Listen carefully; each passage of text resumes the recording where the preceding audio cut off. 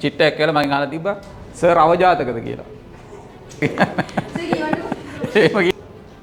ඔයගොල්ලෝ එහෙම තරහ යනවනේ. අවජාත means දැන් ඔයගොල්ලෝ හිතන් ඉන්න කුණුහරුප නෙමෙයි මේක. හරිද? මේක ඔයගොල්ලෝ හිතන් ඉන්න කුණුහරුප දැන් මේවා ඇහෙනකොට වෙන කවුරු හරි අහන් ඉඳලා හිතයි මම මේ ක්ලාස් එකේ කුණුහරුප ගන්නනවා කියලා නෑ.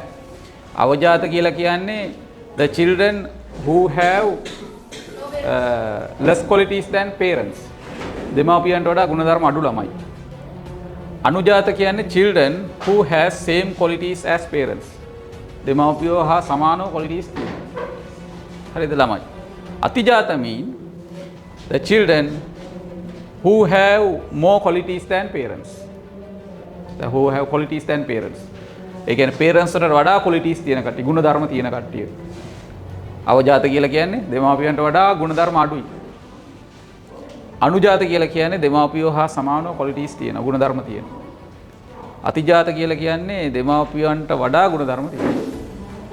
මයික් එක කෙනෙක් අහන්නේ අවජාතද, අනුජාතද, අතිජාතද කියලා මම අහන්නේ you decide. ආ තීරණය කරන්න right. එම අහන්නේ මම. මේක ළමයි මේක ලස්සනට තියෙන පුළුවන් නම් කියන බුද්දිසම් වල තියෙන පුත්ත සූත්‍රය කියලා.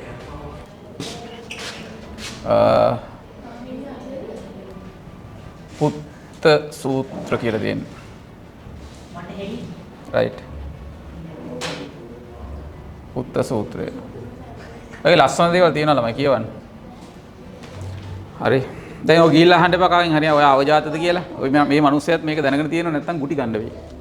right. තේරුණාද? පැහැදිලිනේ කියන එක. මම නම් මේ මොකද්ද අවජාතකයි කිව්වා. මං හොය අයියේ කියලා. සර් මම මේ ඔය ගෙදරට හොරෙන් එක ඩ්‍රග්ස් පාවිච්චි කරලා තියෙනවා. අපේ පේරන්ට්ස්ලා එහෙම නැහැලු. ඩ්‍රග්ස් කියලා කියන්නේ මොනවාරි තූල හරි මොනවාරි පාවිච්චි කරනද මම දන්නේ නැහැ. ඉතින් ඩ්‍රග්ස් මම එව්වේ නැහැ.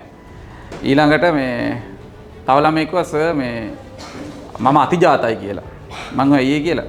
සර් ඉතින් මම කොහොමද ඉතින් ඇල්කොහොල් මොනවාක් පාවිච්චි කරන්නේ අපේ තාත්තා එහෙම පාවිච්චි කරනනේ වෙඩින්ග්ස් වලට ගියපුවා මම පාවිච්චි කරන්නේ ඒකද මම අතිජාතයි කියලා. තෝවා ගිහලා ගෙදර ගිහලා කියන්න එපා තාත්තේ අවජාතයි මං අතිජාතයි කියලා ඕවා කියන්න යන්න එපා හරි. ගුටි කන්න වෙයි. ඇයි පේරන්ට්ස් දන්නේ නැනේ මේක. එන එක කියන්න දිලේ ඉවර වෙලා කියන්න.